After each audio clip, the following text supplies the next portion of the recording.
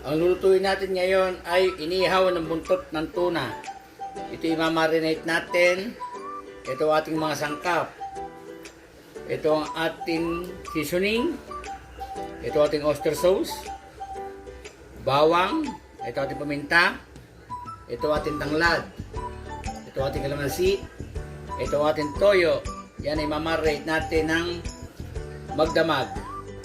Ayan, i-marinate na natin. Gagawa tayo ng sauce niya. Ito ang seasoning. Ito ating oyster sauce. Ito ating bawang. Paminta. Ito ating tanglad.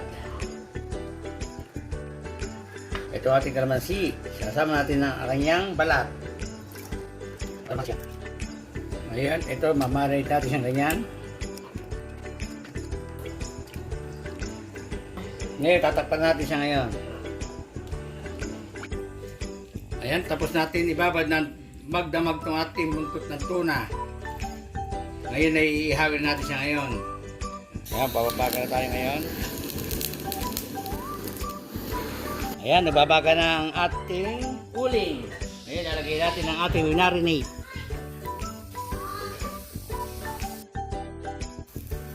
Ayan ha, bibilin natin ang ating buntot ng tuna.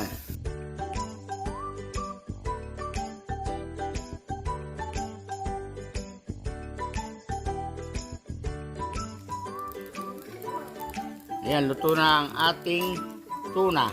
Buntot ng tuna.